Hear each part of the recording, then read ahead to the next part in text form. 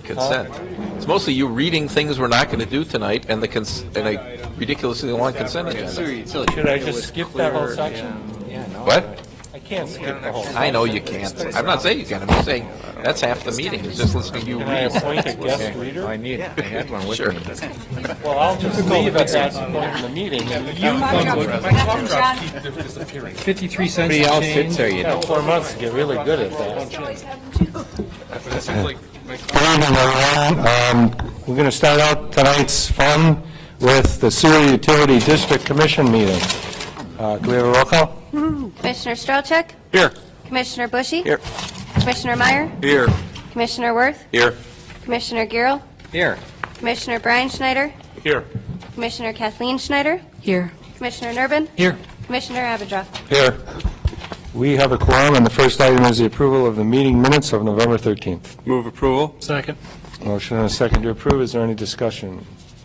All those in favor say aye. Aye. Any opposed? Minutes are approved. Next item is a resolution, number 3575, denying the claim of Fazlola and Manaz Yazdani for water damage to property located at 10540 North Stone Creek Drive.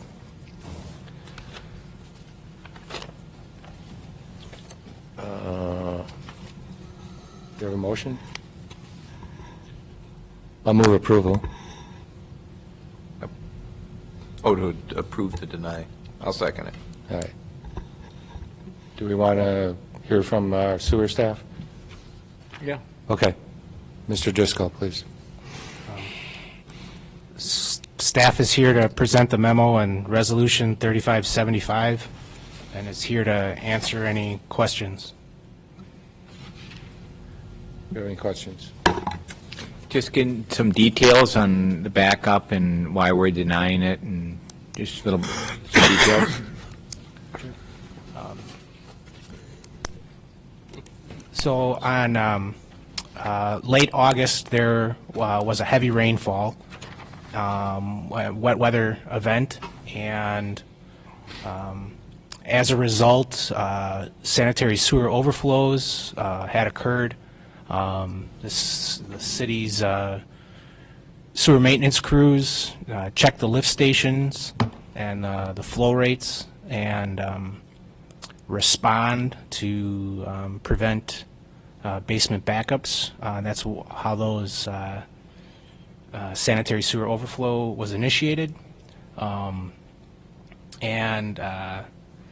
that was coincidental to the same event where the Yazdanis claim they had water damage. The call that was received from the Yazdanis, there was the only call that was received for backwater, and when the sewer maintenance crews went out to check the main, there was no problem with the main. It was flowing as expected. So it seemed, in other words, like the issue was related to the sewer lateral, the one that goes to the property, rather than the part that is under jurisdiction of the city? There wasn't a problem with the main at the time. Okay. So the answer to your question is yes? I would, We don't know. We don't know. We don't know. We It's don't a know for mystery. certain. All we can say is the Thing we main have was is working, this, I so, guess. yeah.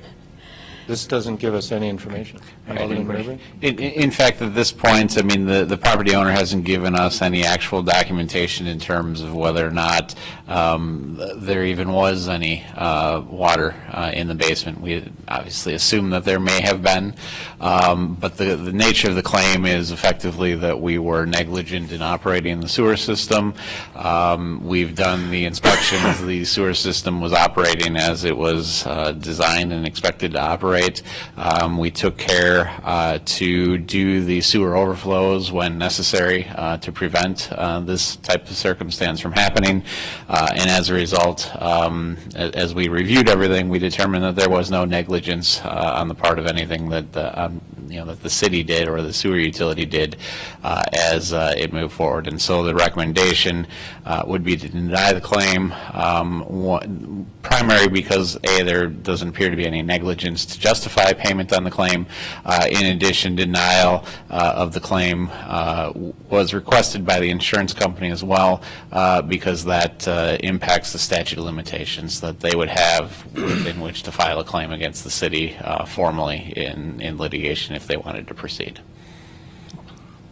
One more question. So it could have just been their sump pump. don't That's know. possible. Alderman Nervin? I was just going to add, I had a similar issue at my old house on El Rancho Drive, and the issue turned out to be that the lateral had been infiltrated by tree roots, so we had that taken care of, and we ended up getting the tree cut down eventually, so it won't happen again. I would recommend they inspect their lateral. That's most likely what the issue is. Agreed, and that's one of the components of the memo where staff recommends that the property owner hire a plumber to examine their building sewer lateral to determine if any defects exist. And in addition, per discussion with City Administrator Jones, I did contact the property owner and discuss this resolution with the property owner so they are aware of it, and gave them that recommendation personally, and talked to them about how the East Trunk Sewer Project is going to continue, where this property owner actually granted an easement for work on their parcel as part of the north end of the project.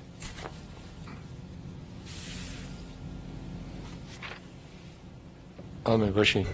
So should they hire a plumber and they find no issues on their part and they have further information, documentation, would they be, if we agreed to this resolution, would they not be allowed to come back again with their claim with more information? I defer to the city attorney. Arguably, if they provided substantial new information, they could potentially. My guess, just from history, tells me that anything they could provide isn't going to be any better than what we've already got, so we likely wouldn't bring it back. But certainly, if they came to us with something that changed the analysis, we would definitely bring it back at that point. Alderman Worth?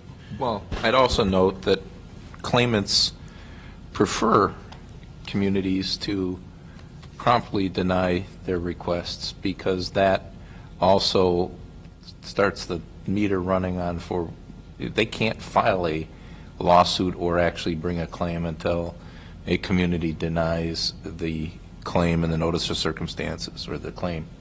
In fact, I guess I'm kind of wondering why this is only coming to us in December when it's from mid-September, so, that's 2.5 months ago.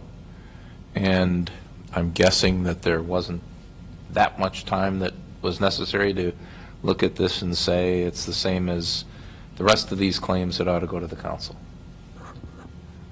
We filed first with the insurance company, so we had to wait until Sure. they weighed in, and we just got that last week Okay. or 2 weeks ago, and so then we subsequently put it on the agenda. Good, because I just think it's better for municipal bodies to take these up sooner rather than later, both from the city's standpoint, but also as much to be fair to the potential claimant. Some communities always wait to the last possible day or never address them and just let the statute run. No, certainly my practice is as soon as we have an investigation complete, we bring it to the council for consideration, so. We have a motion and a second. All those in favor say aye. Aye. Any opposed? Resolution is adopted or Move to adjourn. recommended. Second. Motion second to adjourn. All those in favor say aye. Aye. We are adjourned. We'll now convene as a common council, and join me for the Pledge of Allegiance. pledge allegiance to the flag of the United States of America and to the republic for which it stands, one nation under God, indivisible, with liberty and justice for all. Have a roll call.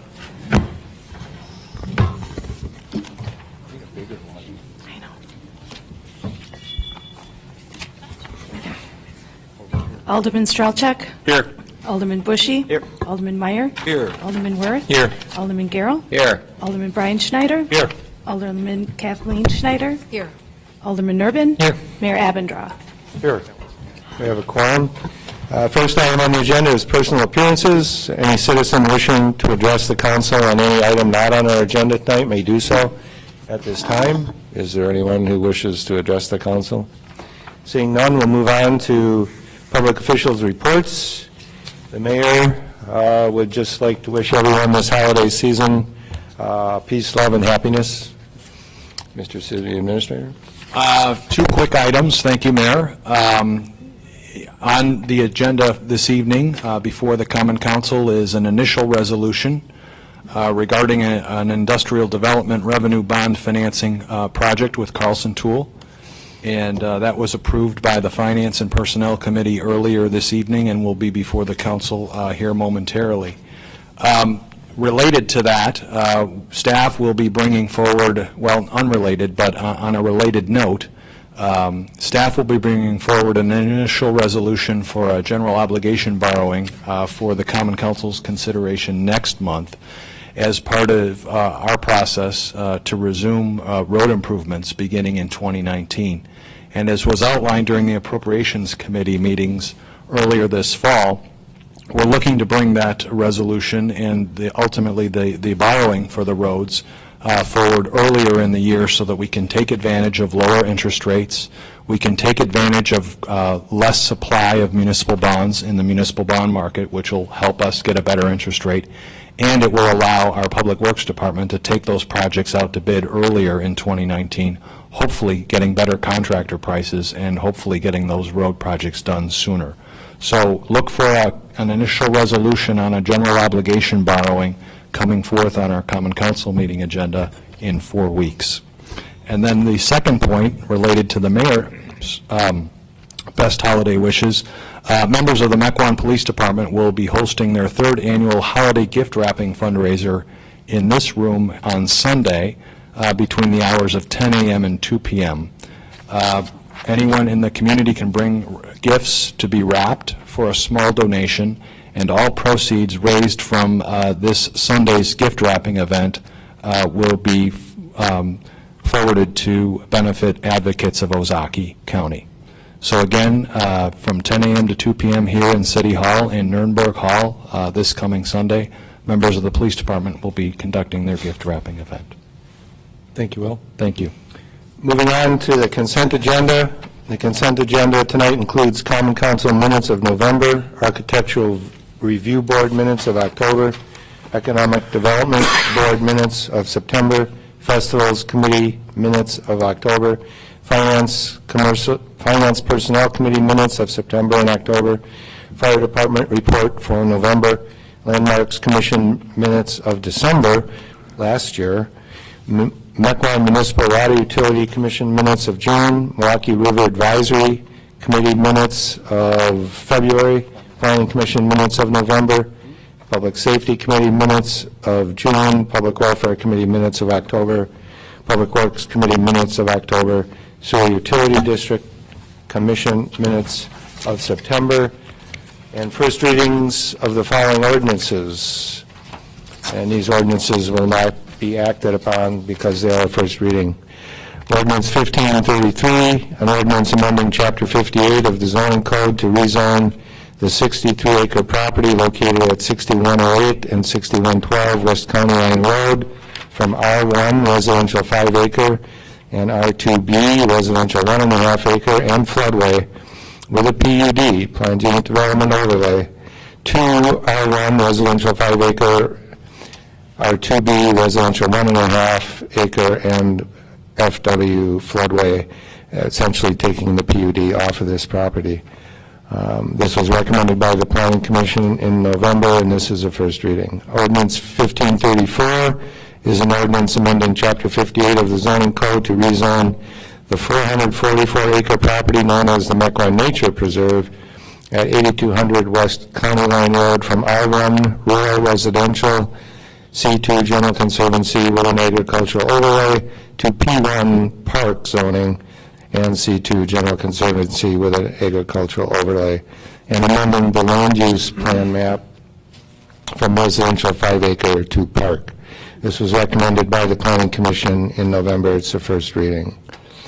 Also, Ordinance 1535, creating Section 58-293, establishing the Neighborhood Commercial Zoning District, and amending Section 58-303, specific development and design standards of the Chapter 58 zoning code, creating Section 14-300 of the Municipal Code relating to digital security imaging systems for commercial properties within the neighborhood commercial node located at Donges Bay and Cedarburg Roads, and rezoning certain properties within said neighborhood commercial node to R3 residential 1 acre, R4 residential 3/4 acre, and neighborhood commercial. This was recommended by the Planning Commission in December and is a first reading. And finally, Ordinance 1536, an ordinance authorizing termination of the 2018 development moratorium for the Donges Bay Road and Cedarburg Road neighborhood commercial node established by Ordinance 2018-1517 on April 10th of 2018, also recommended by the Planning Commission and our first reading. We will now convene as committee of the whole. Don't we need a vote on Have the to vote on it. consent agenda? Sure. Move approval. Second.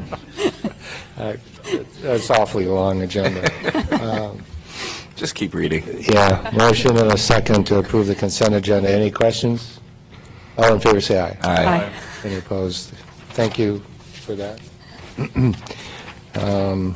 So we will now convene as a committee of the whole to discuss Ordinance 1535, which I just read to you. Ms. Tollefson. Good evening, Mayor. Thank you. We wanted to give an overview of the work that we've done related to the moratorium study area. As the mayor indicated, you're not scheduled to take action until January, but typically with a first reading of this nature, we would give an overview. If there's any questions, concerns, or things that we need to resolve, we would attempt to do that between now and January, so we'll take that opportunity here tonight.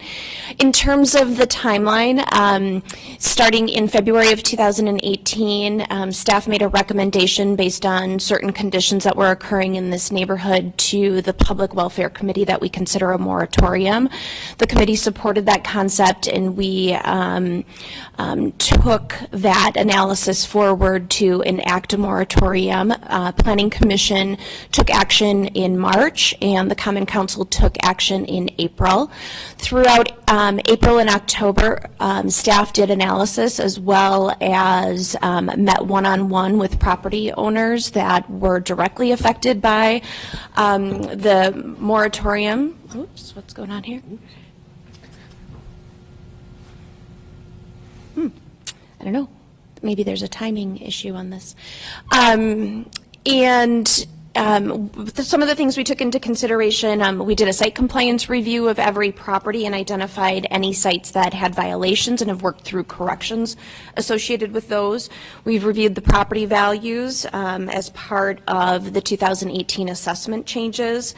We took a look at both existing and potential proposed zoning concepts and the uses, both from permitted and conditional standpoint. If you remember, one of the reasons that we wanted to take a closer look at this is the legislative changes at the state last year make it much more difficult for local municipalities to place conditions or deny conditional use grants. And we were going through this process with other sections of the zoning code, and that made, this area a little bit more of critical concern for us as well.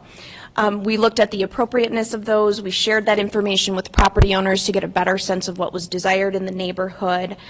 We looked to resolve, wherever possible, any of the non-conforming uses in the study area. There was 29 properties, and there was a number of non-conforming uses that existed. We also considered the potential market demands to determine appropriateness for the new zoning. And then, last but not least, consultation with the Mequon Police Department regarding the public safety matters affecting this area. After that analysis, we presented draft recommendations to both the Public Welfare Committee in October and then the Planning Commission in November. Similar to tonight, we wanted to give both of those commissions an opportunity to give staff feedback.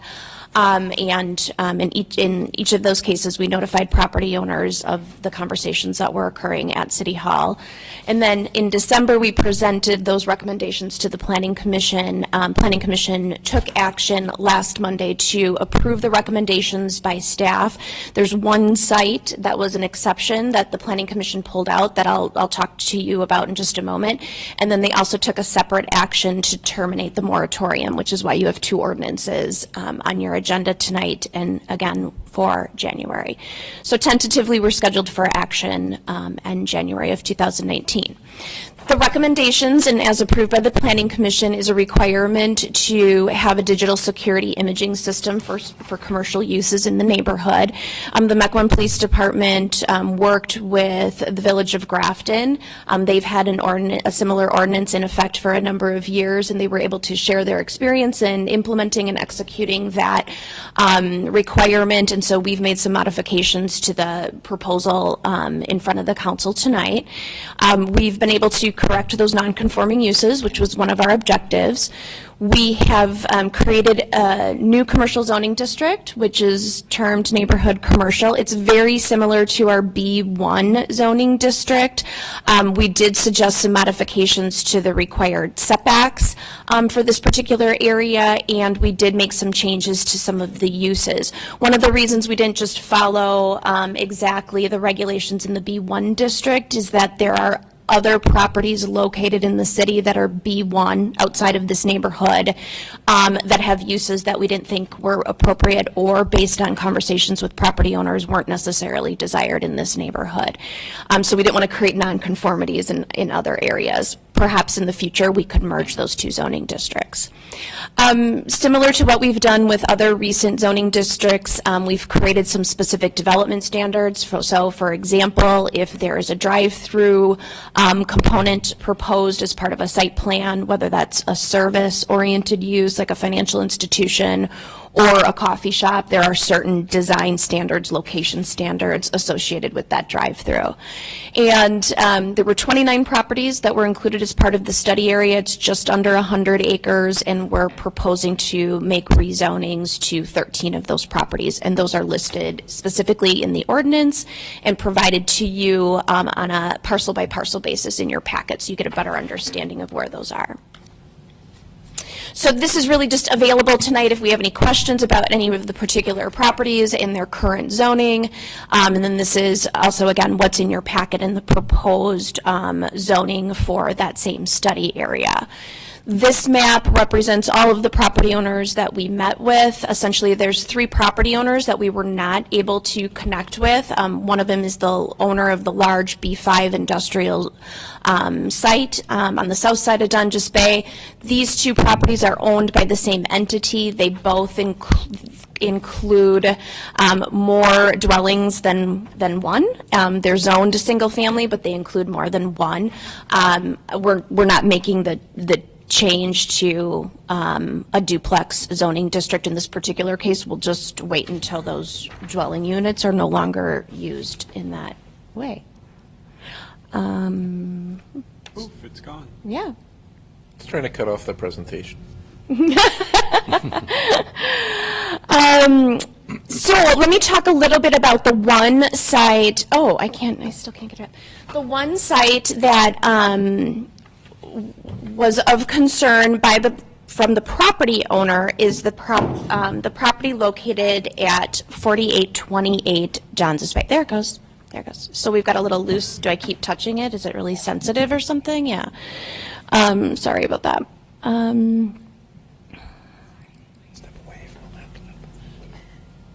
me see if I can get that a little bit bigger. So that property is located right here. It's a property that's just over 3 acres. It does contain floodway, flood fringe zoning. It's currently zoned B3. I know that doesn't mean much to anybody, but the B3 zoning district is an office district. So office uses are permitted. Conditional uses include things like daycare facilities, sit-down restaurants, some services.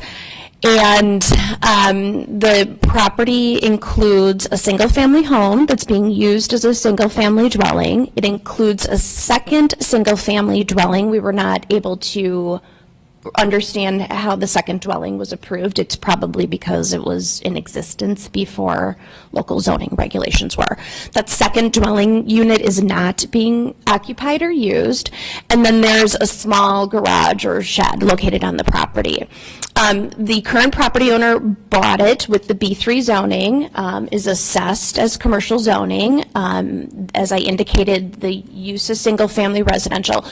We have met a couple times now. In our first meeting, I did indicate that from a land use policy perspective, we felt as though it was important to rezone this to match how it's currently being used. When we consider commercial zoning or look at the zoning that occurs along the Milwaukee River throughout the city of Mequon, other than the area of Mequon and Cedarburg Road, so right in the heart of the town center, there are really no other properties, zoned commercial or allow for such expansion or flexibility of commercial uses as this property.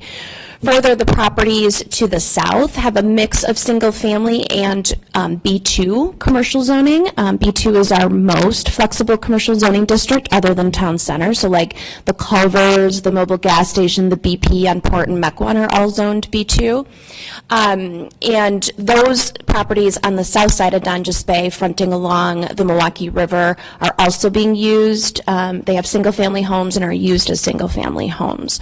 So it was our intent to draw the line at that commercial zoning in and around that specific intersection of Cedarburg and Donjas Bay and have the properties fronting on the Milwaukee River be zoned as they're currently being used, which was residential. The property owner objected to that and presented a letter to the Planning Commission. The Planning Commission separated this particular zoning action out of the moratorium study area. They did take a vote to establish some commercial zoning on that parcel, but that vote failed, and then they failed to take a second vote to make a recommendation to even the residential. So what we committed to do since last Monday is continue the dialogue with the property owner, see if we can resolve this issue and come up with maybe a creative solution. I did meet with the property owner yesterday. We did share a great number of correspondence last week. An option to consider if there is sentiment from the council that you'd rather not leave the B3 zoning as staff is recommending, but you also don't want to zone it to the single family. An option would be to place the new neighborhood commercial zoning district on that property, but establish a PUD overlay to it, and then it becomes a contractual agreement between us and the property owner. What we would likely do is then go through the new zoning district and eliminate or prohibit in that PUD certain uses that would not be appropriate along the river. So there was some consensus about the interest in doing that from our perspective and the property owner's perspective. Obviously, the devil's in the details, and we would have to work that out between now and January. Thank you, Kim. Alderman Roy. Just to give a little more light as to the disagreement on the Planning Commission, it was a 3-3 vote, I believe, if I remember correctly. Yes. And there was a concern among the three people who wanted to not change it to residential that it may be rather unfair to somebody who just purchased a property with a business zoning and to promptly take that away from them, despite the fact that that was one of the bundles, part of the bundle of rights they purchased when they purchased it.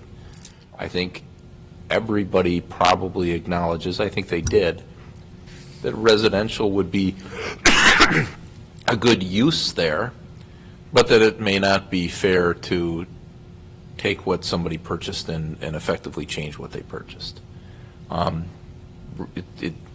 The fact that somebody's not using it as commercial right now, and the commercial is not wide open, wild, wild west there anyhow, but it, that they could put anything there. The owner had an application for something. They wanted to put a camp there. I don't know if that ever came to the council or not. No, it went to Planning Commission for a consultation. Which the Planning Commission basically expressed a strong aversion to. I don't think that there's any real support for that there. But I also think that the planning commissioners who did not vote to change, and I was one of them, the mayor and I disagreed on this, believe that you don't just take away somebody's property rights that they just purchased. They didn't just purchase it. Well, a year ago. 6 years, maybe, something like that. Well, whatever. It's been multiple years. Doesn't matter when they purchased it. You're really changing the basic character of the property that they purchased. So we thought that it'd be better if it came to the council and the council makes a decision. I do want to add that, I mean, and probably by evidence tonight of the audience, there is a great deal of support for the recommendations that staff has made by the property owners, surrounding property owners. So there's been a high level of consensus. There are a number of commercial zoning property or commercially zoned properties within this area that are currently zoned B2, and as indicated, that's a higher, more flexible, more intense commercial zoning district than what we're proposing with the neighborhood commercial. So even in those cases, you are removing some level of rights to what was previously allowed at the time of either previous operations or what the zoning district currently allows.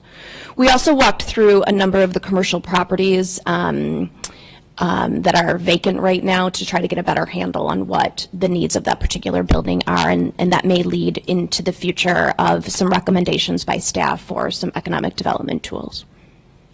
Well, the three people who voted not to change it, I think, expressed an interest that maybe changing it to neighborhood commercial might give the property owner effectively what they, purchased, and that's a commercial property, while at the same time making it blend with the rest of the neighborhood better. So that wasn't saying, and Yeah. I also think there haven't been any objection by the other properties that are being proposed to be rezoned, and that makes them different. So I don't know what the right answer is, frankly. I do have a concern about taking that property right away. Yeah, and I do think the PUD would help if we do change it to, or maintain some level of commercial zoning on there. I think if the property owner's shown willingness to work with us, and putting a PUD on it, then that most likely would be the best route to go, I would think. I mean, at least he's willing to bend one way. I think we should show some leniency there too, and, give a little there too. I'll second that sentiment. You can always, if you get to a log jam later in the conversations, you can always choose to go a different route later, but that would keep it moving now and kind of meet them in the middle.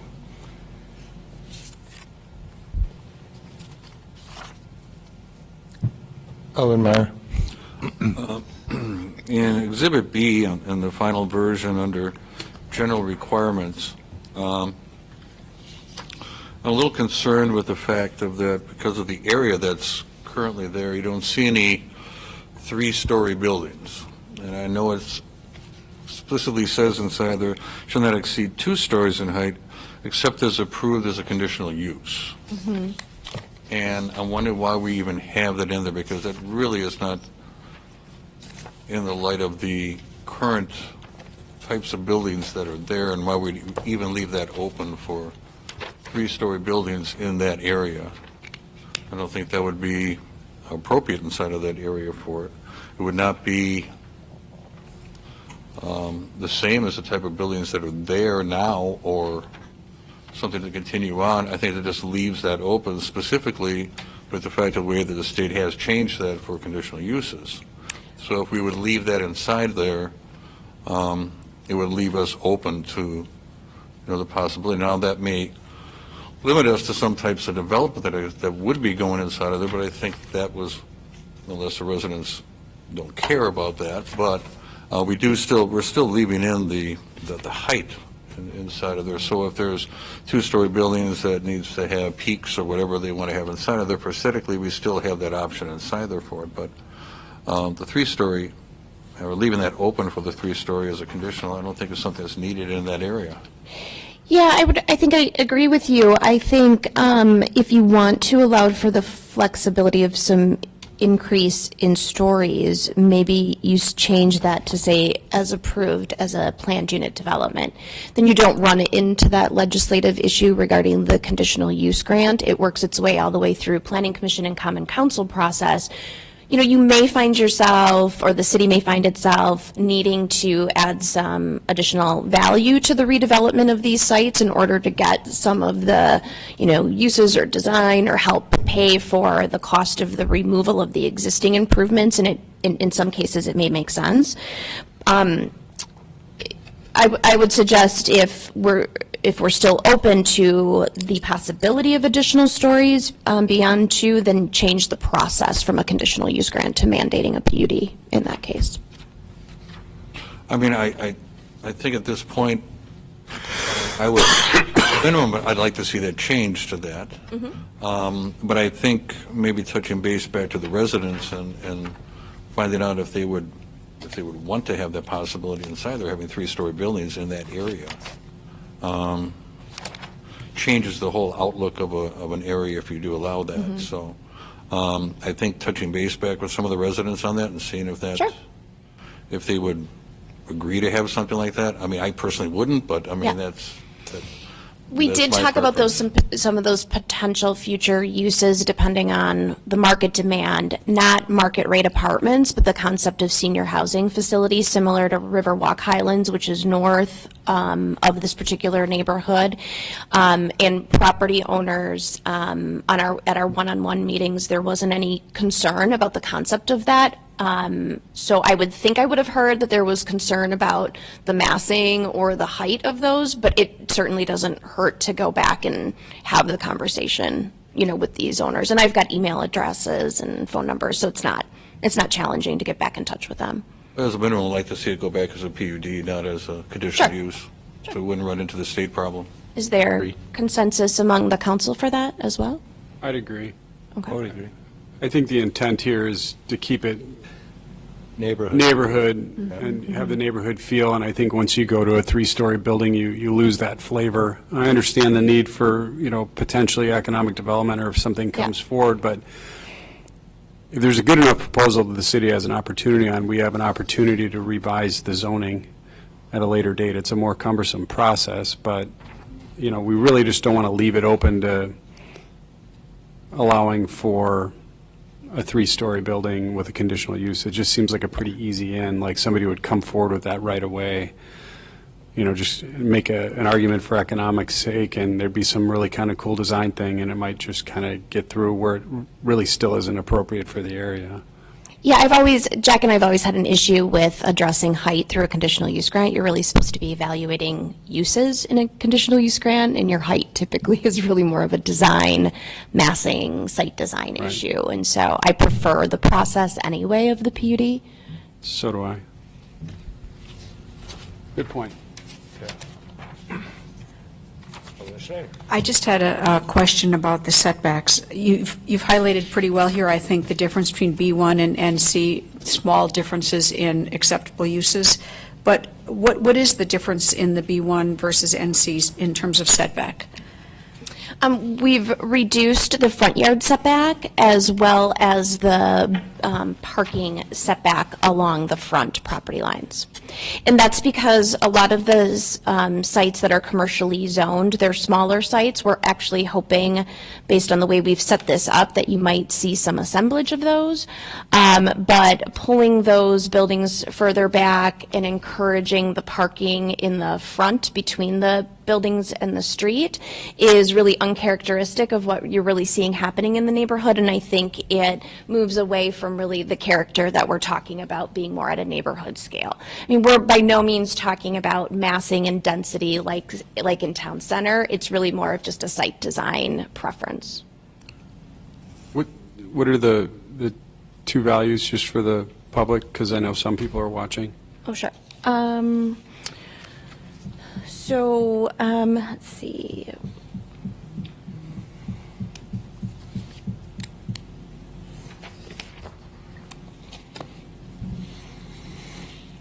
So the parking, the Minimum parking setback along the road is 15 feet instead of 25, which is typical in our business districts. And then the building front yard setback is typically 50, and we've reduced that to 30. It's still a safe distance from the street. Yeah, some of the structures that are on that corner are in the right-of-way right now. So we definitely would like to encourage that to be corrected. That is one of the consistent comments that I got back from residents of the neighborhood, is a high concern over traffic safety. There seems to be an increased volume of traffic accidents. Alderman Nervin.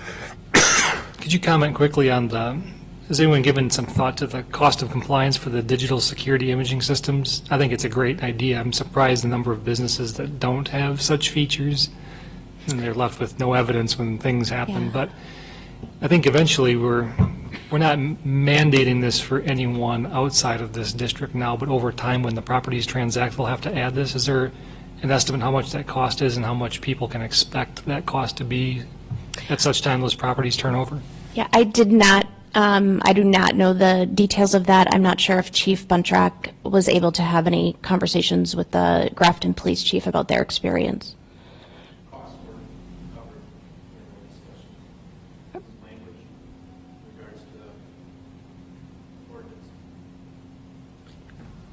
I think it's just important. It's a great idea to capture the goings-on in these public spaces as a deterrent. To just maybe we could do a little legwork between now and next month and have a estimate for that. We're asking people over time to assume a cost. Sure. So just to get it out there. Yep. Happy to do that. So I will make a couple of those changes, do a little bit more due diligence on that, continue to work with the property owner at 4828 Donges Bay. If we're able to be successful in that approach, what I would probably do is prepare that zoning with the PUD for a first reading in January. So it would lag 1 month after the change to the moratorium. But we'll see if we can get it done over the next few weeks. Anything else? We will reconvene as a common council, and we have 3 resolutions. Resolution 3573, approving and authorizing the execution of a collective bargaining agreement between the City of Mequon and the Mequon Police Association for the period January 1st, 2019 through December 31st, 2020, 2-year contract with the Police Department. This was recommended by the Finance Personnel Committee this evening. Move approval? Second. Motion and a second to approve. Is there any discussion? Call the roll. Alderman, excuse me, Alderman Strelchuk, Aye. Alderman Bushy. Aye. Alderman Meyer, Aye. Alderman Worth, Aye. Alderman Garrow, Aye. Alderman Brian Schneider, Aye. Alderman Kathleen Schneider, Aye. Alderman Nervin. Aye. 8-0, and that resolution is adopted. Resolution 3574, consideration of an initial resolution regarding industrial development revenue bond financing for Carlson Tool and Manufacturing Corporation. This is located on Pioneer Road. Information with respect to the job impact of the project will be available at the time of consideration of the initial resolution. Okay, that was added to my agenda. Do we have that information? The title was amended. Oh, that's just the title. Right, none of the information was changed that was in the packet. Okay, okay. This was recommended by the Finance Personnel Committee this evening. Move approval. Second. Motion and a second to approve. Is there any discussion? Do we have a verbal update on the jobs impact, or it's just not written down in the packet? I believe the very last page of the packet, page 187, has a worksheet titled Notice of Intent to Obtain a Municipal Industrial Revenue Bond, and number of full-time jobs to be created on that worksheet indicates 10. We have a representative from Carlson Tool here this evening. Director Watson, did we get any further updated information with respect to this agenda item? Representative is also the architect. He's the architect. He doesn't know anything about that. But, He knows a lot about other Information things. that's required to be available. Right. The information on that form on page 187 is the information that's required to be available. I think that the change, as it relates to the agenda itself, really reflects to more of a technical requirement. The ordinance, or the resolution rather, initially is supposed to identify the potential job creation numbers. I think that at the time that it was initially submitted to the city, I'd have to go back and look for sure. I believe that it was submitted in that way with the thought that this would end up being there, and then that just got lopped off because it didn't seem to make sense with what was otherwise there, even though that language needs to be there by statute in order to do this effectively. Is that my guess what happened? And correct me if I'm wrong, that language needs to be also added to the resolution itself, not just to the notice on the agenda. Is that correct? I thought I read that somewhere. I think that's what we I just don't know what heard. Linda Templin asked for, but she'd know.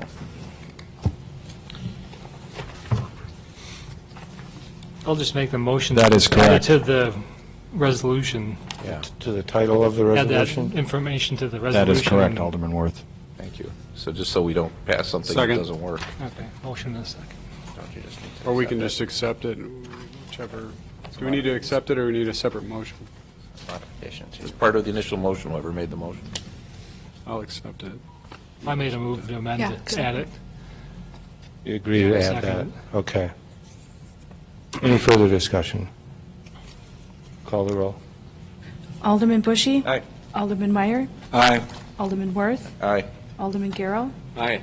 Alderman Brian Schneider? Aye. Alderman Kathleen Schneider? Aye. Alderman Nurbin? Aye. Alderman Strelchuk? Aye. 8-0, and that resolution is adopted. Resolution 3575, a resolution denying the claim of Fazlola and Manaz Yazdani for water damage to the property located at 10540 North Stone Creek Drive. This was recommended by the Sewer Utility District Commission. Move approval. Second. Motion and a second to approve. Any discussion? All those in favor say aye. Aye. Any opposed? That motion passes. We have no specified unfinished business. We have no petitions, memorials, remonstrances, or communications. Under specified miscellaneous new business, we have 2 more appointments. Cheryl Brickman as an alternate to the tree board, and John Ridley as a member of the Police and Fire Commission. And somebody asked that you may not know who John Ridley is. Some of you probably do. John Ridley was a longtime member of the Planning Commission. In fact, I served with him for many years when I was an alderman. So that was quite a while ago, but he's a former member of the Planning Commission.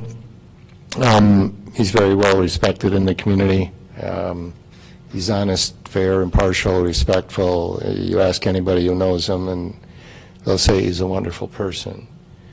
So, I think 3 different mayors appointed him to the Planning Commission, if I remember correctly. I would have too, Quite a but he gentleman. got tired of serving. Yeah. But And he's, he's back, yes, okay. Cheryl Brickman's also a very nice person, and I served with I her would on agree. board. And Dr. Ridley has connections in Hollywood, too. That's true. Yes. But that's not why we're appointing him. I'd move approval. Second. Motion and a second to approve. Any discussion? All those in favor say aye. Aye. Any opposed? Appointments are approved. Move to adjourn. Second. Motion and second to adjourn. All those in favor say aye. Aye. Anybody opposed? Here's your pen back. His son also is a